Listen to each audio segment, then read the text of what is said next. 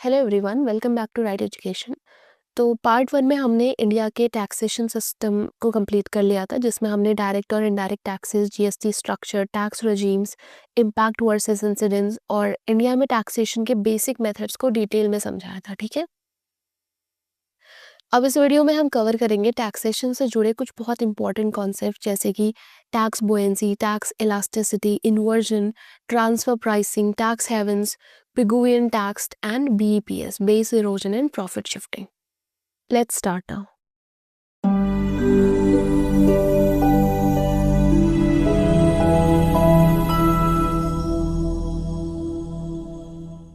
सबसे पहले समझते हैं टैक्स बुएंसी।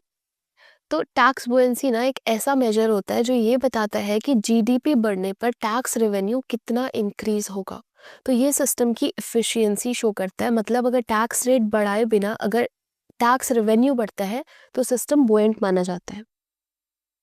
इसे ना ऐसे समझते हैं, देखो ये हमारे टैक्स रेट से इनकम टैक्स के लिए, ठीक है। तो अगर कोई 4 to 8 लाख के बीच में अर्न करता है पर ईयर, तो उसको उसकी इनकम का 5% टैक्स पे करना पड़ेगा। इज दिस क्लियर ना? तो अब हमारी इकोनॉमी ग्रो हो रही है, हमारी जीडीपी भी बढ़ रही है, ठीक है, लेकिन गवर्नमेंट टैक्स रेट्स नहीं बढ़ाती है, वो उसको सिर्फ 5% ही इंटैक्ट रखती है। उसके बावजूद भी हमारा जो टोटल टैक्स रेवेन्यू है वो इंक्रीज हो रहा है, जो हमारा टोटल टैक्स कलेक्शन है वो भी इंक्रीज हो रहा है हमारा जीडीपी के साथ साथ। इसी को हम टैक्स बुएंसी कहते हैं, ठीक है। तो टैक्स बुएंसी के लिए जो हम फॉर्मूला यूज करते हैं वो है percentage change in tax revenue divided by percentage change in GDP, ठीक है। तो मान के चलो अगर हमारा जो जीडीपी ग्रोथ है वो 10% है और हमारा जो टैक्स रेवेन्यू ग्रोथ है वो 15% है, ठीक है, तो हमारी टैक्स बुएंसी 1.5 आएगी। और अगर जीडीपी ग्रोथ 10% और रेवेन्यू ग्रोथ भी 10% है, तो जो हमारे टैक्स बुएंसी आएगी वो 1 आएगी। और अगर हमारा जीडीपी ग्रोथ 10 है और टैक्स रेवेन्यू ग्रोथ 10 से कम है, तो हमारा जो टैक्स बुएंसी आएगी उसकी वैल्यू लेस देन 1 आएगी, ठीक है। तो अगर टैक्स बुएंसी ग्रेटर देन 1 होती है, तो इसका मतलब ये है कि जो टैक्स सिस्टम है वो हाईली इफिशिएंट है, टैक्स रेवेन्यू जीडीपी से ज़्यादा रेट से ग्रो कर रहे होते हैं, तो गवर्नमेंट को टैक्स रेट बढ़ाने की ज़रूरत नहीं होती है। और अगर हमारा टैक्स बुएंसी 1 आता है, तो इसका मतलब ये है कि टैक्स रेवेन्यू और जीडीपी दोनों सेम रेट से ग्रो कर रहे हैं, तो हमारा जो सिस्टम है वो स्टेबल और न्यूट्रल माना जाता है।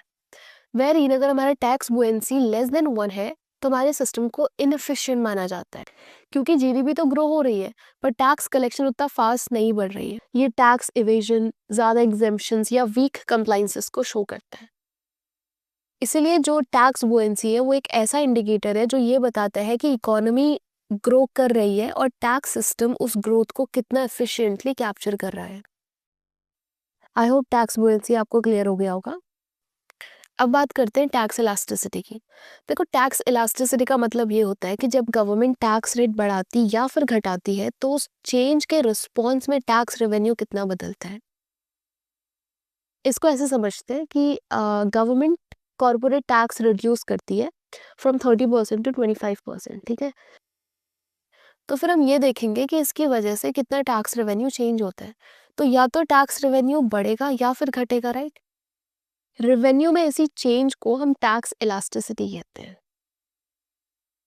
तो टैक्स इलास्टिसिटी को हम कैलकुलेट करते हैं percentage change in tax revenue divided by percentage change in tax rate, ठीक है।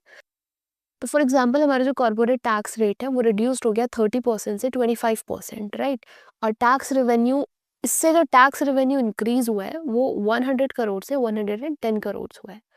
तो जो चेंज इन टैक्स रेट है वो 5% और चेंज इन टैक्स रेवेन्यू 10% है। तो हमारी टैक्स इलास्टिसिटी 2 हो जाएगी, ठीक है। तो अगर हमारी जो वैल्यू है टैक्स इलास्टिसिटी की, अगर वो ग्रेटर देन 1 होती है, तो जो रेवेन्यू है वो ज़्यादा इंक्रीज हो रहा है। इसका मतलब है हमारा जो टैक्स सिस्टम है वो हाईली इलास्टिक है। अगर वैल्यू 1 के इक्वल आती है तो रेवेन्यू चेंजेस सेम है एज टैक्स रेट्स। और अगर वैल्यू 1 से छोटी आती है तो इसका मतलब ये है कि जो टैक्स रेट में चेंजेस हो रहे हैं उसके मुकाबले जो रेवेन्यू है वो कम हो रहा है, ठीक है। तो इसका मतलब है हमारा जो टैक्स सिस्टम है वो लो इलास्टिक है। तो यूजुअली जो है वो हमारा हाई टैक्स इलास्टिसिटी बेटर माना जाता है हमारी इकोनॉमी के लिए। तो टैक्स इलास्टिसिटी ना revenue change due to tax rate change, ठीक है।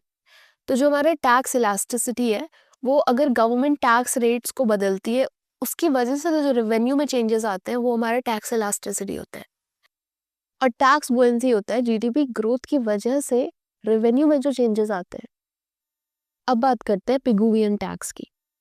पिगुवियन टैक्स वो होता है जिसमें गवर्नमेंट नेगेटिव एक्सटर्नैलिटीज जैसे कि सोसाइटी को नुकसान पहुंचाने वाली एक्टिविटीज को कंट्रोल करने के लिए लगाती है। तो इसका ऑब्जेक्टिव ये होता है कि जो चीज़ें सोसाइटी को हार्म करती हैं उनको थोड़ा सा महंगा कर दो ताकि लोग उसका जो कंजप्शन या फिर प्रोडक्शन है वो कम करें, ठीक है।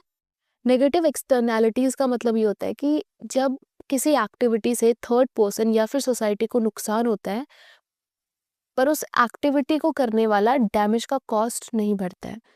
तो जो पिगुवियन टैक्स होता है वो ये इंश्योर करता है कि जो हार्म कर रहा है वो उसका कॉस्ट भी पे करे, ठीक है। तो ये टैक्स सेलिंग प्राइस में प्रॉफिट के लिए ऐड नहीं होता है, ये पर्पसली उन प्रोडक्ट्स को महंगा बनाने के लिए लगाया जाता है ताकि लोग उसका जो कंजम्पशन है वो कम करें, ठीक है। एग्जाम्पल के लिए देखो, एक सिगरेट है उसका जो टोटल अमाउंट है फाइनल कॉस्ट है वो 120 रुपीज़ है। इसमें बेस प्राइस भी इंक्लूडेड है और सेलर का प्रॉफिट भी इंक्लूडेड है। अब इसमें क्योंकि ये प्रोडक्ट सोसाइटी को इनडायरेक्टली हार्म कर रहा है तो इस पर पिगुवियन टैक्स या फिर सिन टैक्स लगेगा। तो फॉर एग्जाम्पल इस पर गवर्नमेंट 40 रुपीज़ का पिगुवियन टैक्स लगाती है, ठीक है। तो प्रोडक्ट की जो फाइनल कॉस्ट है वो 160 रुपीज़ हो गई है। अब 120 रुपी इसमें सेलर को जाएगा और 40 रुपी गवर्नमेंट को जाएगा। I hope this is clear now. फिर आता है टैक्स इन्वर्जन। देखो, टैक्स इन्वर्जन तब होता है ना जब एक कंपनी अपना हेडक्वार्टर किसी हाई टैक्स कंट्री से लो टैक्स कंट्री में शिफ्ट कर देती है। उनके जो बिजनेसेस चल रहे होते हैं ना सारी पुरानी कंट्री में ही चल रहे होते हैं, लेकिन उनका जो लीगल होम कंट्री है वो चेंज हो जाती है ताकि कंपनी कम टैक्स दे, क्योंकि नई कंट्री के जो कॉर्पोरेट टैक्स लॉस होते हैं वो कम होते हैं, ठीक है। देखो, इसको ऐसे समझो कि आप इंडिया में रहते हो और यहाँ पर जो टैक्स रेट्स हैं वो काफ़ी हाई है, ठीक है। तो अब आप क्या करते हो, आप दुबई के रेजिडेंट्स बन जाते हो क्योंकि वहाँ पर जो टैक्स रेट्स हैं वो लगभग ज़ीरो या फिर मिनिमल है। लेकिन आप जो काम कर रहे हो वो इंडिया से ही कर रहे हो, ठीक है। अब इससे क्या होगा, आपका जो एड्रेस है वो चेंज हो जाएगा, लेकिन जो काम है आप इंडिया से ही करोगे। यही कॉन्सेप्ट कंपनीज यूज़ करती हैं। अब इसको ना बर्गर किंग के एग्जाम्पल से समझते हैं। तो बर्गर किंग ना यूएसए की कंपनी और यूएसए एक हाई कॉर्पोरेट टैक्स कंट्री है, ठीक है। तो 2014 में टिम हॉर्टन्स जो एक कैनेडियन कंपनी है और कनाडा का जो टैक्स रेट है वो काफ़ी लो रहता है, तो इसके साथ इसने मर्ज कर लिया। अब मर्जर के बाद जो बर्गर किंग है उसने अपना हेडक्वार्टर यूएसए से कनाडा शिफ्ट कर दिया। तो बर्गर किंग का जितना भी बिजनेस था वो अमेरिका में ही अभी भी फंक्शन हो रहा था, लेकिन उसका जो हेडक्वार्टर है वो चेंज हो गया कनाडा, ठीक है। अब कनाडा लो टैक्स कंट्री है, यहाँ पर जो बर्गर किंग है उसको कम टैक्स देना पड़ेगा क्योंकि अब उसका जो लीगल हेडक्वार्टर है वो कनाडा में शिफ्ट हो चुका है। तो इन शॉर्ट देखें तो tax inversion means shifting companies legal home to a low tax country to reduce tax without shifting major business operations. Clear. फिर बात करते हैं ट्रांसफर प्राइसिंग की। देखो, ट्रांसफर प्राइसिंग तब होता है जब एमएनसीज अपने खुद के सब्सिडियरीज या फिर ब्रांचेस के बीच गुड्स, सर्विसेज या फिर इंटेलेक्चुअल प्रॉपर्टीज मार्केट प्राइस की जगह मैनिपुलेटेड प्राइस में ट्रांसफर करती है। इसका बेसिक पर्पस यही होता है कि प्रॉफिट को लो टैक्स कंट्री वाली ब्रांच में शो करना ताकि कम टैक्स देना पड़े। इसको एक छोटे से एग्जाम्पल से समझते हैं। आपकी एक शॉप है, वो इंडिया में है, ठीक है। तो इंडिया एक हाई टैक्स कंट्री है तो आपको यहाँ पर टैक्स हाई लगेगा। और आपकी दूसरी शॉप है, शॉप बी, वो दुबई में है और दुबई एक लो टैक्स कंट्री है, ठीक हो गया। तो आप शॉप ए से सामान शॉप बी को बहुत चीप प्राइसेस में भेज देते हो, बेसिकली मार्केट प्राइसेस से बहुत कम प्राइसेस में, और फिर शॉप बी वो सामान महंगा बनाकर ज़्यादा प्रॉफिट दिखाता है। अब प्रॉफिट दुबई में शो हो गया तो टैक्स ऑलमोस्ट ज़ीरो है क्योंकि वहाँ पर तो उसको टैक्स बहुत कम देना पड़ेगा।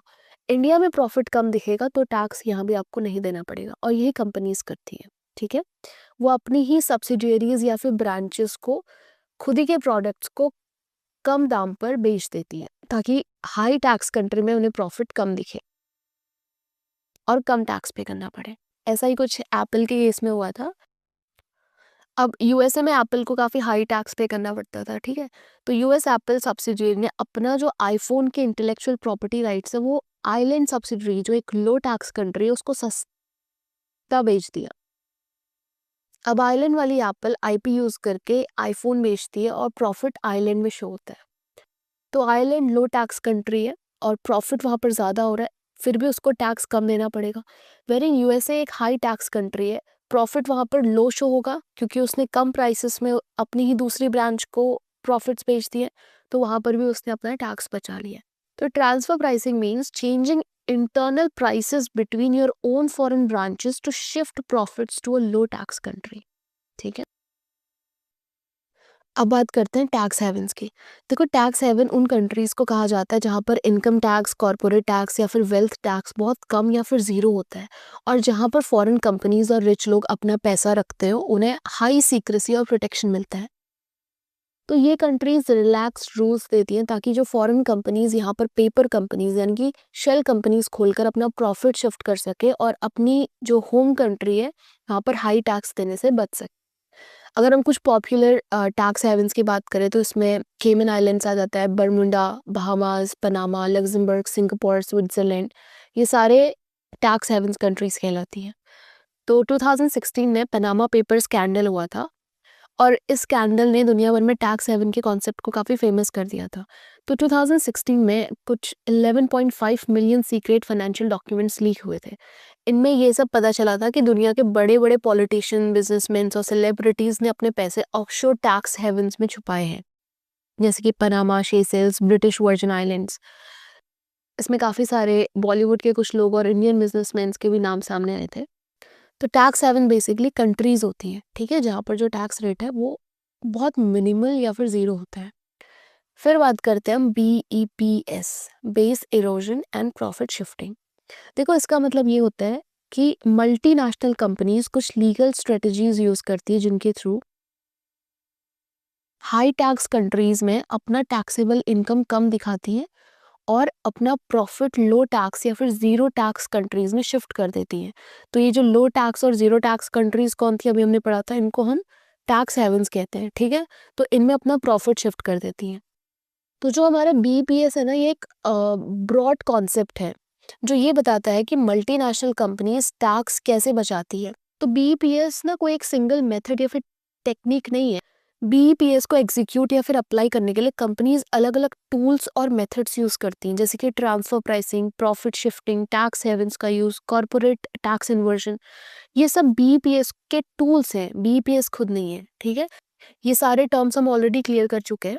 तो BEPS एक ओवरऑल स्ट्रेटेजी, एक अम्ब्रेला कॉन्सेप्ट है, वेरीन जो ट्रांसफर प्राइसिंग, टैक्स हेवन्स, इन्वर्जन्स हैं, ये BEPS को अप्लाई करने के मेथड्स हैं, टूल्स हैं। आई होप ये सारे टर्म्स, कॉन्सेप्ट्स आपको बहुत अच्छे से क्लियर हो चुके हैं।